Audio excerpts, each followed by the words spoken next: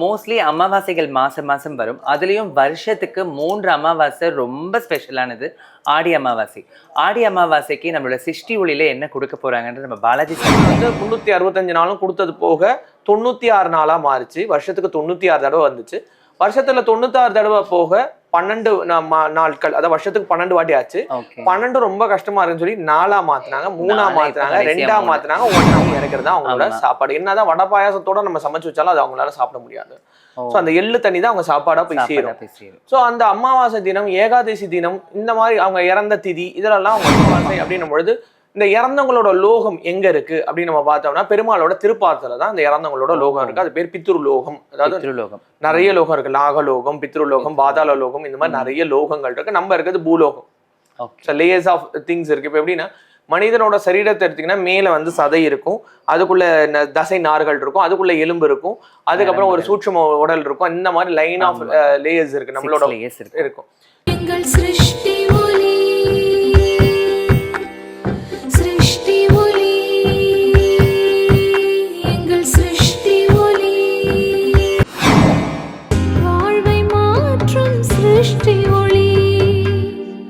Hello மக்களே, எல்லாருக்கும் வணக்கம்.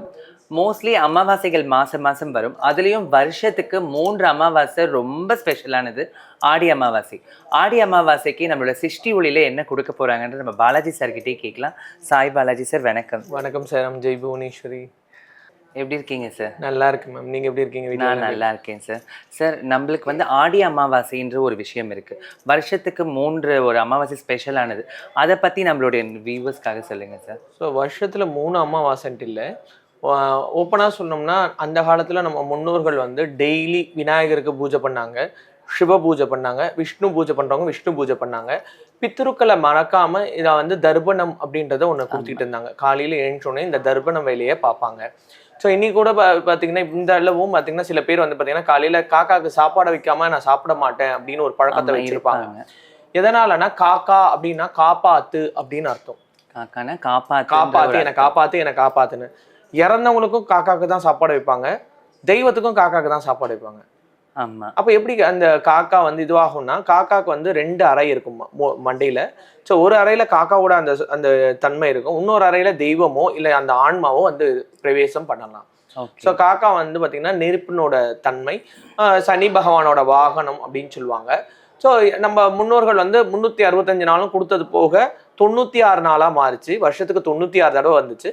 வருஷத்துல 96 தடவை போக 12 நாட்கள், அதாவது வருஷத்துக்கு 12 வாட்டி ஆச்சு. 12 ரொம்ப கஷ்டமா இருக்குன்னு சொல்லி 4ஆ மாத்தினாங்க, 3ஆ மாத்தினாங்க, 2ஆ மாத்தினாங்க, 1ஆ மாத்திட்டாங்க.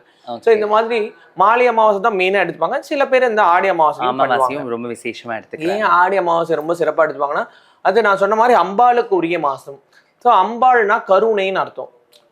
அம்மா அப்படின்னு கூப்பிட்டோம்னா என்னைய கூப்பிட்டப்பா அப்படின்னு சொல்லி பக்கத்துல இருக்கும் திருப்பி அந்த உணர்வுகள் அது துடிக்கும். ஏன்னா தாடலாம் சதா ஆடும் சொல்லுவாங்க. ஸோ நமக்கு வந்து முன்னோர்களா இருந்து வழிகாட்டியா அம்மாவா, அப்பாவா, தாத்தாவா, பாட்டியா, நம்ம இப்படிதான் வாழணும், இப்படிதான் ஒழுக்கமா இருக்கணும், இந்த இதுதான் நம்ம செய்யணும், இது செஞ்சா கரெக்ட், இது செஞ்சா தப்பு அப்படின்னு அவங்களுக்கு நமக்கு சுட்டி காட்டி வளர்த்தவங்க இந்த மூதாதையர்கள். ஸோ இருக்கும் பொழுது நம்ம வந்து நம்மளோட வருமானத்துல அவங்கள வந்து நம்ம பார்த்துக்க முடியும். இல்லை அதை பண்ணலை அப்படின்னா அவங்க சித்தியானதுக்கு அப்புறம் அந்த சிராத்தம் அப்படின்றத கரெக்டாக கொடுக்கணும். சிராத்தம்னா தர்ப்பணம் கொடுக்கறது, அந்த எள்ளு தண்ணி இறக்குறது தான் அவங்களோட சாப்பாடு. என்னதான் வடை பாயாசத்தோட நம்ம சமைச்சு வச்சாலும் அது அவங்களால சாப்பிட முடியாது. ஸோ அந்த எள்ளு தண்ணி தான் அவங்க சாப்பாடா போய் சேரும். ஸோ அந்த அமாவாசை தினம், ஏகாதசி தினம், இந்த மாதிரி அவங்க இறந்த திதி இதெல்லாம் அவங்க வந்து நிற்பாங்க. இப்போ இந்த ஆடி அமாவாசையில அந்த இறந்த மொத்த மூதாதைகளும் வருவாங்க. ஸோ ஒரு பெண் பிறந்தா குலம் கட்டாயிடம், ஆண் பிறந்தா குலம் விருதி அப்படின்னு சொல்லுவாங்க, இந்த என்னோட வாரிசு அப்படின்னா. ஆனா உண்மையான சயின்டிபிக் ரீசன் பாத்தீங்கன்னா பெண்ணு தான் வாரிசாம், ஆண் வந்து வாரிசு வராதான். எதனாலன்னா அந்த பெண்ணோட இடத்துலதான் எக்ஸ் எக்ஸ் அப்படின்ற குரோமோசோன் வருது. அது அம்மா கிட்டயும் இருக்கு, அப்பா கிட்டயும் இருக்கு. ஒய் அப்படின்ற குரோமோசோன் அப்பா கிட்ட மட்டும்தான் இருக்கு, அம்மா கிட்ட கிடையாது. ஸோ அந்த 2 இதுவானாதான் பையனா வராங்க. அப்போ முழுமையான அந்த ஜென்ரேஷனை கொண்டு வர்றது பெண் தான். அப்போ நம்மளோட தலைமுறையில 64 தலைமுறைக்கு முன்னாடி பிறந்த பெண் குழந்தை தான் குலதெய்வம். ஆஃப்டர் 64 ஜென்ரேஷனுக்கு அப்புறம் வந்து பிறக்கும். அப்போ பெண் பிறக்கும்போது நம்ம வீடு கொடுக்கறது, காரை கொடுக்கறது, கல்யாணம் பண்ணி கொடுக்கும்போது நகைகள் போட்டு அனுப்புறது இதெல்லாமே இருக்கும். அப்போ அந்த குலமே அது கட் ஆயிடுது. அப்போ அந்த பெண்ணா பிறந்தா ஒரு மைனஸ் என்னன்னா, அவங்க அம்மா அப்பா வந்து சித்தியா ஆறாங்க அப்படின்னும் பொழுது அவங்களுக்கு தர்ப்பணம் கொடுக்க முடியாது, கொல்லி போட முடியாது, இந்த மாதிரி டிஃபிகல்டிஸ் எல்லாமே இருக்கு. அப்போ நம்ம என்ன பண்ணோம் அப்படின்னு கேட்டோம்னா அவங்களுக்காகவே ஒரு பித்ரு தீபம் அப்படின்னு ரெடி பண்ணோம். இப்போ இந்த ஆடி அமாவாசை அப்படின்னும் பொழுது இந்த இறந்தவங்களோட லோகம் எங்க இருக்கு அப்படின்னு நம்ம பார்த்தோம்னா பெருமாளோட திருப்பாத்துல தான் இந்த இறந்தவங்களோட லோகம் இருக்கு. அது பேர் பித்ரு லோகம். அதாவது நிறைய லோகம் இருக்கு. நாகலோகம், பித்ருலோகம், பாதாள லோகம், இந்த மாதிரி நிறைய லோகங்கள் இருக்கு. நம்ம இருக்கிறது பூலோகம். லேயர்ஸ் ஆஃப் திங்ஸ் இருக்கு. இப்போ எப்படின்னா மனிதனோட சரீரத்தை எடுத்தீங்கன்னா மேல வந்து சதை இருக்கும், அதுக்குள்ள தசை நார்கள் இருக்கும், அதுக்குள்ள எலும்பு இருக்கும், அதுக்கப்புறம் ஒரு சூட்சும உடல் இருக்கும். இந்த மாதிரி லைன் ஆஃப் லேயர்ஸ் இருக்கு நம்மளோட இருக்கும். ஸோ அந்த மாதிரி இந்த லோகங்கள் இருக்கு. ஸோ இந்த லோகத்துல இருக்கிறதுக்கு நமக்கு எப்படி சாப்பாடு ஒரு அத்தியாவசியம், தண்ணி ஒரு அத்தியாவசியம், அந்த லோகத்துல இருக்கிறவங்களுக்கு அதே மாதிரி எள்ளு தண்ணி தான் அத்தியாவசியம். ஸோ இதை வந்து எல்லாராலையும் இறைக்க முடியாது. ஸோ ஒரு பெண்ணுனா நீங்க தர்ப்பணம்லாம் கொடுக்கலாம். ஆனா பெண் தர்ப்பணம் கொடுக்கலாம். எப்படி கொடுக்கலாம்னா வெள்ளை எள்ளுல கொடுக்கலாம். ஆண் தர்ப்பணம் கொடுக்கணும்னா கருப்பு எள்ளுல கொடுக்கலாம். ஸோ அந்த பெண் அப்படின்னும் பொழுது மேக்சிமம் வீட்டுல தான் இருப்பாங்க, இறைவனை மட்டும்தான் பூஜை பண்ணிட்டு இருப்பாங்க. ஸோ வெளியில போயிட்டு வந்தா கூட, கோவிலுக்கு போனா கூட என்னங்க நீங்களாம் வந்திருக்கீங்க அப்படின்ற மாதிரிலாம் சில பேர் கேட்பாங்கன்னா, ஐயப்ப ருத்ராட்சமே ஒரு பெண் பொண்ணுன்னா பயப்படுவாங்க, இல்லைங்க நீங்க போட்டிருக்கீங்க அப்படின்னு கேட்டுருவாங்களோ பயப்படுவாங்க. அதனால வந்து பாத்தீங்கன்னா நம்ம என்ன பண்ணோம்னா படி அளக்கிற பெருமாளோட அந்த தன்மையில படி பெருமாள் தீபம் கொடுத்துருக்கோம். படி பெருமாள் தீபம். ஆமா, அதாவது வந்து பாத்தீங்கன்னா பெருமாள் அப்படின்றவர் யாருன்னு கேட்டீங்கன்னா ஒவ்வொரு ஜீவராசிக்கும் ஒவ்வொரு நாளும் படி அளக்கிறார். ஸோ அந்த படியில வந்து பாத்தீங்கன்னா இன்னைக்கும் நம்ம அரிசி அளந்துதான் போடுறோம். ஸோ எல்லாமே அளவு அப்படின்னு ஒண்ணு இருக்கு. ஸோ இந்த ஜீவராசிக்கு இவ்வளவுதான் அளவு வேணும். இப்போ நம்ம இப்போ சாப்பிடும்போது தான் சொல்லுவோம், போதும் இதுக்கு மேலே நான் சாப்பிடுவேன், 2 இட்லி பெருசு, நீங்க என்ன 3 இட்லி வச்சிட்டீங்க, இப்போ நல்லா இருந்தால் 4 இட்லி சாப்பிட்டேன், இதுக்கு மேலே சாப்பிட்டேன் வயிறு வச்சு. அந்த மாதிரி இந்த தீபத்துல என்ன பண்ணணும்னா வாழைத்தண்டு திரி போடணும். வாழைத்தண்டு திரி. ஆமா, வாழைத்தண்டு திரி ஏன் போடணும் அப்படின்னோம்னா நம்ம சங்கதி வந்து வாழையடி வாழையா ஜென்ரேஷனா வளரணும். ஸோ வீழக்கூடாது. ஸோ நம்ம சங்கதியிலேருந்து போனவங்க நமக்கு அனுகிரகம் பண்றதுக்கு இந்த ரூபத்துல வருவாங்க. ஸோ அதுல வந்து இழுப்ப நெய் அப்படின்னு சொல்லுவாங்க. இழுப்ப எண்ணெய், இழுப்ப நெய் சொல்லுவாங்க. அதாவது நெய்க்கு ஆல்டர்னேட்டிவ் எதுனா இழுப்ப நெய் தான். ஓகே. ஸோ இழுப்ப எண்ணெய் அப்படின்னு சொல்லுவாங்க. இது ஏன் அதில் ஊற்றி ஏற்றணும் அப்படின்னு கேட்டோம்னா குலதெய்வ அனுகிரகம் பெறத்துக்காக. ஓகே.